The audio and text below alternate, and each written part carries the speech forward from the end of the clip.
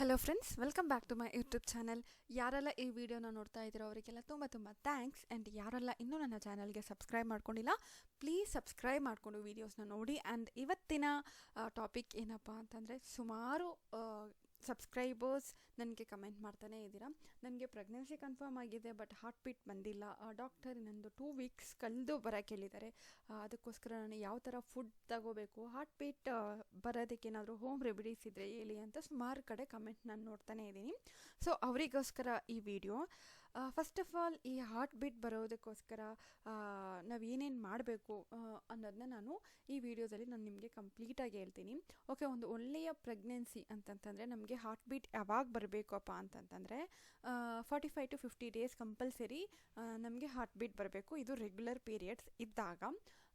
ಇನ್ನು irregular period ಇದೆ ನಿಮಗೆ ಅಂತಂದಾಗ ಡಾಕ್ಟರ್ 60 ಡೇಸ್ ತನಕನೂ ವೆಯ್ಟ್ ಮಾಡ್ತಾರೆ, ಆಯಿತಾ. ಇನ್ನೂ ಒಂದು ಕಡೆ ಡಾಕ್ಟರು 70 ಡೇಸ್, ಅಂದರೆ ಅವ್ರಿಗೇನಾದರೂ ಲೇಟಾಗಿ ಇಂಪ್ಲಾಂಟೇಷನ್ ಆಗಿದೆ ಅಂತನೋರಿಗೆ 70 ಡೇಸ್ ತನಕನೂ ವೆಯ್ಟ್ ಮಾಡೋಕ್ಕೆ ಹೇಳ್ತಾರೆ. ಇದು ಡಾಕ್ಟರ್ ಯಾವ ದಿನಗಳ ತನಕ ನಿಮಗೆ ಹೇಳ್ತಾರೆ ಅನ್ನೋದು ತುಂಬ ಇಂಪಾರ್ಟೆಂಟ್. ಅಲ್ಲಿ ತನಕ ನೀವು ವೆಯ್ಟ್ ಮಾಡಿ ಪ್ರೆಗ್ನೆನ್ಸಿ ಟೆಸ್ಟ್ ನೋಡಿ, ಆಯಿತಾ. ಅಂದರೆ ಸ್ಕ್ಯಾನ್ ಮಾಡಿ ಆಮೇಲೆ ನೀವು ಡಿಸೈಡ್ ಮಾಡಿ.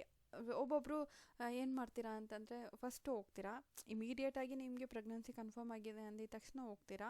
ಆಗ 45 ಡೇಸಲ್ಲಿ ಇಲ್ಲ 35 ಡೇಸಲ್ಲಿ ಒಬ್ಬೊಬ್ಬರು ಹೋಗ್ತೀರಾ ಅಲ್ವಾ, ಆಗ ಕನ್ಫರ್ಮ್ ನಿಮಗೆ ಹಾರ್ಟ್ ಬೀಟ್ ಬಂದಿರಲ್ಲ. ಆಗ ಅದನ್ನೇ ಟೆನ್ಷನ್ ಮಾಡಿಕೊಂಡು, ಅಯ್ಯೋ ನನಗಿನ್ನೂ ಹಾರ್ಟ್ ಬೀಟ್ ಬಂದಿಲ್ಲ, ಈ ಪ್ರೆಗ್ನೆನ್ಸಿ ಹೆಲ್ತಿಯಾದ ಪ್ರೆಗ್ನೆನ್ಸಿನ, ಈ ಬೇಬಿ ನಿಲ್ಲುತ್ತೋ ಇಲ್ವೋ ಅಂತ ಕನ್ಫ್ಯೂಸ್ ಮಾಡಿಕೊಂಡು ನೀವೇ ಸ್ಟ್ರೆಸ್ ತಗೊಂಡು ಹಾರ್ಟ್ ಬೀಟ್ ಅಂದರೆ ಬರುತ್ತೋ ಇಲ್ವಾ ಅಂತ ನೀವೇ ಥಿಂಕ್ ಮಾಡಿ ನಿಮಗೆ ನೀವೇ ಟೆನ್ಷನ್ ಮಾಡಿಕೊಂಡು ಪ್ರೆಗ್ನೆನ್ಸಿಗೆ ಏನಾದರೂ ಪ್ರಾಬ್ಲಮ್ ಆಗೋ ಥರ ನೀವೇ ಕ್ರಿಯೇಟ್ ಮಾಡ್ಕೋತೀರ. ಅದೆಲ್ಲ ಏನೂ ಬೇಡ. ನೀವು ಮೊದಲು ಹೋದಾಗ 90% ಆಫ್ ದಿ ಪ್ರೆಗ್ನೆನ್ಸಿಯಲ್ಲಿ ಈ ಹಾರ್ಟ್ ಬೀಟ್ ಬಂದಿರಲ್ಲ. ನೀವು ಫಸ್ಟೇ 32-35 ಡೇಸಲ್ಲಿ ಹೋಗ್ತಿರಲ್ವ, ಆವಾಗ ಬಂದಿರಲ್ಲ.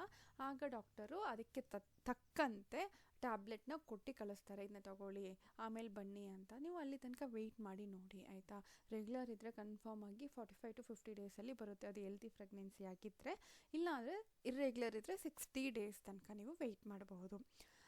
ಇನ್ನೊಂದೇನಪ್ಪ ಅಂತಂದರೆ, ಈ ಹಾರ್ಟ್ ಬೀಟ್ ಬರೋದಕ್ಕೆ ನೀವು ನ್ಯಾಚುರಲ್ಲಾಗಿ ಫುಡ್ಸು ತಗೊಳ್ಳೋದ್ರಿಂದ ಏನಾದರೂ ನಿಮಗೆ ಹಾರ್ಟ್ ಬೀಟ್ ಬರುತ್ತಾ ಅಂತಂದರೆ ಅದು ಇಲ್ಲ. ಈ ಥರ ಫುಡ್ಡು ಹೋಮ್ ರೆಮಿಡಿಯಿಂದ ಹಾರ್ಟ್ ಬೀಟ್ ಬೇಬಿಗೆ ಬರ್ಸೋಕ್ಕಾಗಲ್ಲ. ಅದು ಡಾಕ್ಟರ್ ಕೊಡ್ತಾರಲ್ವ ಟ್ಯಾಬ್ಲೆಟು, ಅದರಲ್ಲಿ ಅಂದರೆ ಫೋಲಿಕ್ ಆ್ಯಸಿಡ್ ಇದೆ ಅಲ್ವಾ, ಅದರಲ್ಲಿ ಈ ಪ್ರೆಗ್ನೆನ್ಸಿ ಸ್ಟ್ರಾಂಗ್ ಆಗುತ್ತೆ. ಫೋಲಿಕ್ ಆ್ಯಸಿಡ್ ಅನ್ನೋದು ತುಂಬ ಇಂಪಾರ್ಟೆಂಟ್. ಫುಡ್ಸಲ್ಲೂ ಕಾಮನಾಗಿ ಸಿಗುತ್ತೆ, ಬಟ್ ಆ ಫುಡ್ ತಗೊಂಡು ಈ ಫುಡ್ ತಗೊಂಡು ನಮ್ಗೆ ಗೊತ್ತಾಗಲ್ಲ ಅಲ್ವಾ. ಅದಕ್ಕೋಸ್ಕರನೇ ಡಾಕ್ಟರು ಫೋಲಿಕ್ ಆ್ಯಸಿಡ್ನ ಕೊಟ್ಬಿಡ್ತಾರೆ. ಈ ಪ್ರೆಗ್ನೆನ್ಸಿ ಥ್ರೂಔಟು ಕೂಡ ಫೋಲಿಕ್ ಆ್ಯಸಿಡು ಮತ್ತು ಕ್ಯಾಲ್ಶಿಯಂ ಕೊಡ್ತಾರೆ. ನಮ್ಮ ಲೇಡೀಸ್ಗೆ ತುಂಬ ಇಂಪಾರ್ಟೆಂಟು. ಮತ್ತು ಈ ಪ್ರೆಗ್ನೆನ್ಸಿ ಸ್ಟ್ರಾಂಗಾಗಿ ನಿಲ್ಲೋದಕ್ಕೆ. ಅದಕ್ಕೋಸ್ಕರ ನೀವು ಯಾವಾಗಲೂ ಅಷ್ಟೇ, ಪ್ರೆಗ್ನೆನ್ಸಿ ಕನ್ಫರ್ಮ್ ಆಗಿದ ತಕ್ಷಣ ಡಾಕ್ಟರ್ ಹತ್ರ ಹೋಗ್ಬಿಡಿ, ಲೇಟಾಗಿ ಹೋಗೋದು ಬೇಡ. ಆಗ ಅವರು ಫೋಲಿಕ್ ಆ್ಯಸಿಡ್ ಟ್ಯಾಬ್ಲೆಟ್ ಕೊಡ್ತಾರೆ. ಈ ಫೋಲಿಕ್ ಆ್ಯಸಿಡ್ ಟ್ಯಾಬ್ಲೆಟ್ನ ನೀವು ಕಂಟಿನ್ಯೂಸ್ ಆಗಿ ತಗೊಂಡ್ರೆ ಖಂಡಿತವಾಗ್ಲೂ ನೀವು ಒಂದು ಹೆಲ್ತಿ ಪ್ರೆಗ್ನೆನ್ಸಿ ಇದಾಗುತ್ತೆ. ಸ್ವಲ್ಪ ಜನಕ್ಕೆ ಅಂದರೆ ಈಗ 35 ಡೇಸಲ್ಲಿ ಹೋಗಿರ್ತೀರ, ಹಾರ್ಟ್ ಬೀಟ್ ಬಂದಿಲ್ಲ ಅಂತಂದಾಗ ಡಾಕ್ಟರು ಫೋಲಿಕ್ ಆ್ಯಸಿಡ್ ಮತ್ತು ವಿಟಮಿನ್ ಟ್ಯಾಬ್ಲೆಟ್ ಎಲ್ಲ ಕೊಡ್ತಾರೆ. ಅದನ್ನ ತಗೊಂಡು ಕರೆಕ್ಟಾಗಿ ತಗೊಳ್ಳಿ. ಇದೊಂದು ರೆಮಿಡಿ ನಾನು ಹೇಳೋದು, ಆಯಿತಾ. ನೆಕ್ಸ್ಟ್ ಇನ್ನೇನಪ್ಪ ರೆಮಿಡೀಸ್ ಅಂತಂತಂದರೆ, ನೀವು ಹೆಲ್ತಿಯಾಗಿ ಈ ಫೋಲಿಕ್ ಆ್ಯಸಿಡ್ ಅದರಲ್ಲೂ ಇದೆ, ಬಟ್ ನೀವು ಫುಡ್ಡು ಕೂಡ ಸ್ವಲ್ಪ ಫೋಲಿಕ್ಕು, ಕ್ಯಾಲ್ಶಿಯಮು, ವಿಟಮಿನ್ಸು ಆ ಬೇಬಿ ಡೆವಲಪ್ಮೆಂಟ್ ಆಗೋ ಥರ ಫುಡ್ನ ನೀವು ತಗೊಂಡಾಗ ಇನ್ನೂ ಕೂಡ ಹಾರ್ಟ್ ಬೀಟ್ ಬರೋದಕ್ಕೆ ಜಾಸ್ತಿ ಚಾನ್ಸಸ್ ಇರುತ್ತೆ. ಸೊ ಅದಕ್ಕೋಸ್ಕರ ನಾನು ಹೇಳ್ತಿರೋದು, ಇಂಪಾರ್ಟೆಂಟ್ ಆದ ಫುಡ್ಸ್ನ ನಾನು ಹೇಳ್ತೀನಿ. ಅದನ್ನು ನೀವು ಹೇಳಿರ್ತಾರಲ್ವ ಡಾಕ್ಟರು, ಆ ಪೀರಿಯಡ್ ತನಕ ಜಾಸ್ತಿ ತಗೊಳ್ಳಿ. ಸೊ ನಿಮಗೆ ಹಾರ್ಟ್ ಬೀಟ್ ಬರೋ ಚಾನ್ಸಸ್ಸು ಜಾಸ್ತಿ ಇರುತ್ತೆ. ಮೊದಲನೇದು ಏನಪ್ಪ ಅಂತಂದರೆ, ಈ ಗ್ರೀನ್ ಲೀಫಿ ವೆಜಿಟೇಬಲ್ಸ್. ಗ್ರೀನ್ ಕಲರಲ್ಲಿ ಯಾವುದ್ಯಾವುದು ಇರುತ್ತೋ ಅದೆಲ್ಲನೂ ಅಷ್ಟೇ ಮಸ್ಟ್ ಆ್ಯಂಡ್ ಶುಡ್ ಅಂದರೆ ಅದರಲ್ಲಿ ಫೋಲೇಟ್ ಎಲ್ಲ ಜಾಸ್ತಿ ಇರುತ್ತಲ್ವ, ಅದಕ್ಕೋಸ್ಕರ ಗ್ರೀನ್ ತರಕಾರಿ ಇರ್ಬೋದು ಮತ್ತು ಸೊಪ್ಪಿರ್ಬೋದು, ಅದನ್ನು ಡೈಲಿ ತಗೊಳ್ಳಿ. ಬೆಳಿಗ್ಗೆ ಏನಾದರೂ ಪಲ್ಯ ಒಂದು ತರಕಾರಿ ಇದು ಮಾಡ್ಕೊಂಡು ತಿಂದರೆ ಈವ್ನಿಂಗ್ ಇನ್ನೊಂದು ಯಾವುದಾದ್ರೂ ಬೇರೆ ಥರ ಡಿಫ್ರೆಂಟಾಗಿ, ಬಟ್ ನಿಮ್ಗೆ ಇಷ್ಟ ಆಗೋ ಥರ.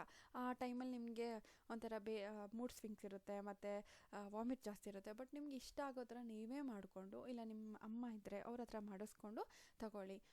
ಮತ್ತು ಇನ್ನೇನಪ್ಪ ಅಂತಂದರೆ, ಕಪ್ಪು ಕಡಲೆಕಾಳು ಇದೆಯಲ್ವ, ಅದರಲ್ಲಿ ಅಷ್ಟೇ ತುಂಬ ಬೆನಿಫಿಟ್ ಇದೆ. ಅದನ್ನು ಈವ್ನಿಂಗ್ ಸ್ನ್ಯಾಕ್ಸ್ ಆಗಿ ಬೇಯಿಸ್ಕೊಂಡು ಕೂಡ ತಿನ್ನಿ. ಇಲ್ಲ ನಿಮಗೆ ಅದರಲ್ಲಿ ಪಲ್ಯ ಗಿಲ್ಯ ಏನಾದ್ರು ಮಾಡ್ಕೋತೀರಾ, ಇಲ್ಲ ಸಾಂಬಾರು ಮಾಡ್ಕೋತೀರಾ ಅಂತಂದರೂ ನಿಮಗೆ ಯಾವ ಥರ ಇಷ್ಟ ಆಗುತ್ತೋ ಆ ಥರ ಮಾಡಿಕೊಂಡು ತಿನ್ನಿ. ಇದರಲ್ಲೂ ಅಷ್ಟೇ ಕ್ಯಾಲ್ಶಿಯಮ್ ಇದೆ, ಫೋಲಿಕ್ ಆ್ಯಸಿಡ್ ಜಾಸ್ತಿ ಇದೆ. ಸೊ ಅದರಿಂದ ಏನಾಗುತ್ತಪ್ಪ ಅಂತಂತಂದರೆ ನಿಮ್ಮ ಬೇಬಿಗೆ ಹಾರ್ಟ್ ಬೀಟ್ ಬರೋದಕ್ಕೆ ತುಂಬ ಹೆಲ್ಪ್ ಮಾಡುತ್ತೆ. ಮತ್ತು ನಟ್ಸು ಡೇಟ್ಸು ಅದೆಲ್ಲನೂ ಅಷ್ಟೇ ಇಂಪಾರ್ಟೆಂಟು. ನಾನು ಸುಮಾರು ವೀಡಿಯೋದಲ್ಲಿ ಹೇಳ್ತೀನಿ, ಬಟ್ ಇದೆಲ್ಲ ಇಂಪಾರ್ಟೆಂಟು. ನೀವು ಹೆಲ್ತಿಯಾಗಿ ಈ ಕಾಲದಲ್ಲಿ ಬೇಬಿ ಆಗೋದು ತುಂಬ ರಿಸ್ಕಿ ಇದೆ. ನೀವು ಹೆಲ್ತಿ ಲೈಫ್ ಸ್ಟೈಲ್ನ ಲೀಡ್ ಮಾಡಿದ್ರೆ ಮಾತ್ರ ನಿಮಗೆ ಹೆಲ್ತಿ ಪ್ರೆಗ್ನೆನ್ಸಿ ಕನ್ಫರ್ಮ್ ಆಗೋದು. ಹೆಲ್ತಿಯಾಗಿ ನೀವು ಕೂಡ ಒಂದು ಬೇಬಿಗೆ ಬರ್ತ್ ಕೊಡ್ಬೋದು. ಅದಕ್ಕೋಸ್ಕರ ನಾನು ಹೇಳ್ತಿರೋದು ಬಾದಾಮ್, ನಟ್ಸು ಮತ್ತು ಡೇಟ್ಸು ಇದನ್ನೆಲ್ಲನೂ ರೆಗ್ಯುಲರ್ ಬೇಸಿಸಲ್ಲಿ ತಗೊಳ್ಳಿ. ಮತ್ತು ಇನ್ನೇನಪ್ಪ ಅಂತಂತಂದರೆ ಫ್ರೂಟ್ಸಲ್ಲಿ ಮೇಯ್ನು ಪೊಮೊಗ್ರನೇಟು, ಗಾವಾ ಮತ್ತು ಆರೆಂಜ್. ವಿಟಮಿನ್ ಸಿ ಜಾಸ್ತಿ ಇದೆ ಅಲ್ವ, ಇದು ಬೇಬಿ ಡೆವಲಪ್ಮೆಂಟಿಗೆ ತುಂಬ ಇಂಪಾರ್ಟೆಂಟು. ಇದನ್ನು ಜಾಸ್ತಿ ತೊಗೋಬೇಕು. ನೀವು ಡೈಲಿ ಯಾವುದಾದ್ರೂ ಒಂದು ಫ್ರೂಟ್ನ ನಿಮ್ಮ ಡಯಟಲ್ಲಿ ಇನ್ಕ್ಲೂಡ್ ಮಾಡ್ಕೋಬೇಕು. ನೆಕ್ಸ್ಟ್ ಇನ್ನೇನಪ್ಪ ಅಂತಂದರೆ ಈ ಅಂದರೆ ಕೆಲವು ಜನ ಏನು ಮಾಡ್ತೀರಾ ಅಂತಂದರೆ ಫ್ರೂಟ್ನ ಹಂಗೆ ತಿನ್ನೋಕ್ಕಾಗಲ್ಲ, ನನಗೆ ವಾಮಿಟ್ ಬರುತ್ತೆ ಅಂತ ಅಂದ್ಬಿಟ್ಟು ಜ್ಯೂಸ್ ಮಾಡಿ ತಗೋತೀರಾ. ಜ್ಯೂಸ್ ಮಾಡಿ ತೊಗೋಬೇಕಾದ್ರೆ ಪ್ಲೀಸ್ ಶುಗರ್ನ ಅವಾಯ್ಡ್ ಮಾಡಿಬಿಡಿ. ಈ ಶುಗರ್ ಜಾಸ್ತಿ ಆಗೋದ್ರಿಂದ ನಿಮಗೆ ಏನಾಗುತ್ತೆ ಅಂತಂದರೆ ಸ್ವೀಟ್ ಜಾಸ್ತಿ ತಗೊಂಡ್ರೆ ಸ್ವಲ್ಪ ಪೀರಿಯಡ್ಸ್ ಬರೋ ಚಾನ್ಸಸ್ ಜಾಸ್ತಿ ಇರುತ್ತೆ. ಸೊ ಅದು ಅಬಾರ್ಷನ್ ಆಗಿ ಹೋಗ್ಬಿಡುತ್ತೆ. ಅದು ಇನಿಷಿಯಲ್ ಸ್ಟೇಜ್ ಅಲ್ವಾ, ಇನಿಷಿಯಲ್ ಆಗಿ ಅಷ್ಟು ಸ್ಟ್ರಾಂಗಾಗಿ ಕೂತಿರಲ್ಲ ಬೇಬಿ, ಇಂಪ್ಲಾಂಟೇಷನ್ ಜಾಸ್ತಿ ಚೆನ್ನಾಗಿ ಆಗಿರಲ್ಲ. ಸೊ ನೀವೇನಾದರೂ ಈ ಶುಗರು ಹುಳಿ ಜಾಸ್ತಿ ತಿನ್ನೋದ್ರಿಂದ ಹುಳಿ ತಿನ್ನಬೇಕು ಅಂತ ಅಂತಾರೆ, ಬಟ್ ತಿನ್ನಬಾರ್ದು, ಪೀರಿಯಡ್ಸ್ ಆಗೋ ಚಾನ್ಸಸ್ ಜಾಸ್ತಿ ಇರುತ್ತೆ. ಸೊ ಅದಕ್ಕೋಸ್ಕರ ಶುಗರು ಜ್ಯೂಸಿಗೆ ಹಾಕ್ಬಿಟ್ಟು ಮತ್ತು ಸ್ವೀಟ್ಸು ಅನ್ವಾಂಟೆಡ್ ಜಂಕ್ ಫುಡ್ಸ್ನ ತಿನ್ನೋದು ಅದನ್ನೆಲ್ಲ ಕಂಪ್ಲೀಟಾಗಿ ಪ್ಲೀಸ್ ನೀವೊಂದು ಹೆಲ್ತಿ ಬೇಬಿನ ಪಡಿಬೇಕು ಅಂತಂದರೆ ಇದನ್ನೆಲ್ಲ ಕಂಪ್ಲೀಟಾಗಿ ಆ ಟೈಮಲ್ಲಿ ಅವಾಯ್ಡ್ ಮಾಡಬೇಡಿ, ಆಯಿತಾ.